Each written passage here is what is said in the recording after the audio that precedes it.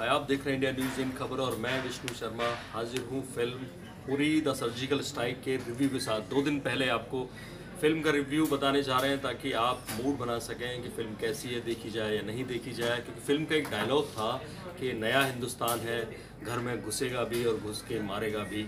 तो ऐसे ही लगा था कि राष्ट्रवाद पे आधारित कोई फिल्म आ रही है, चुनाव का वक्त है तो ऐसा लग रहा था। लेकिन फिल्म देखने के बाद मैं एक लाइन में बोल सकता हूँ कि बिल्कुल ऑपरेशन जिस तरह से होते हैं हॉलीवुड फिल्मों में, जिस तरह से दिखाए जाते हैं, उसमें कट टू कट ये फिल्म उसी तरह से दिखाई गई।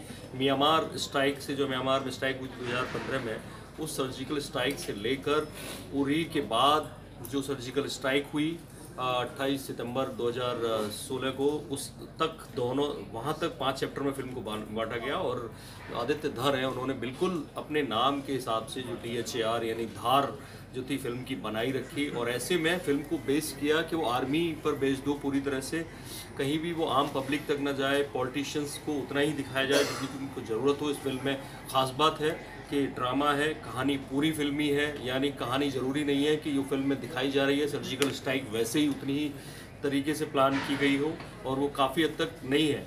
लेकिन फिल्मी है कहानी, इमोशंस है, ड्रामा है, सस्पेंस है, और सबसे बड़ी बात इसमें मोदी भी है।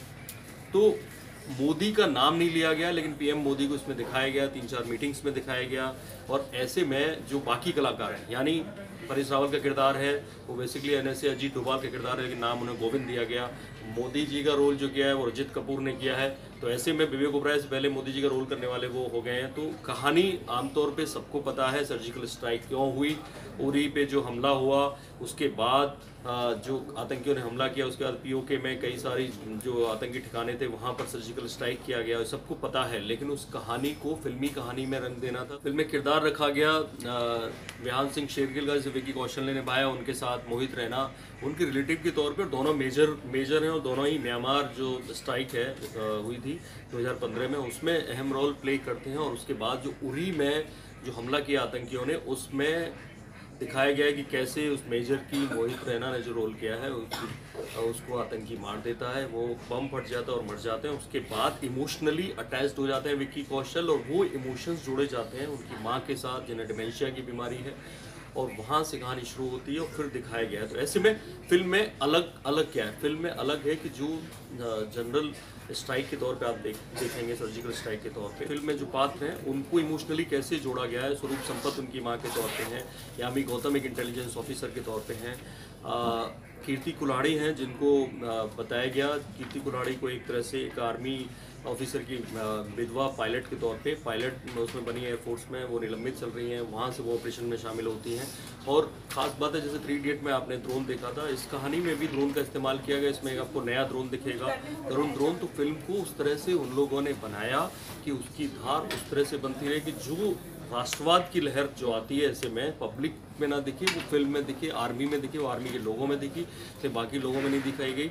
हालांकि गाने बॉर्डर जैसे आप सोचेंगे कि ऐसे होते गाने, 2 गाने हैं, अच्छे गाने हैं, लेकिन वो उस तरह से क्योंकि फिल्म नहीं बनी है। फिल्म 5 चैप्टर्स में डिवाइड करके एक सीरीज़ के तौर पे बनाई गई, जैसे वेब सीरीज़ आ रही हैं उस तरह के एक 5 चैप्टर दिखाए गए इस फिल्म में। तो ऐसे में शुरू से एंड तक अच्छी पकड़ बनती है फिल्म पे। एक अलग फिल्म है जिसमें जिंगोइज्म से बचा गया है और कट टू कट फिल्म दिखाती है। तो ऐसे में बहुत अगर आप सोचें कहानी के तौर पे आपको कुछ नया जानने को मिलेगा, वो नहीं मिलेगा।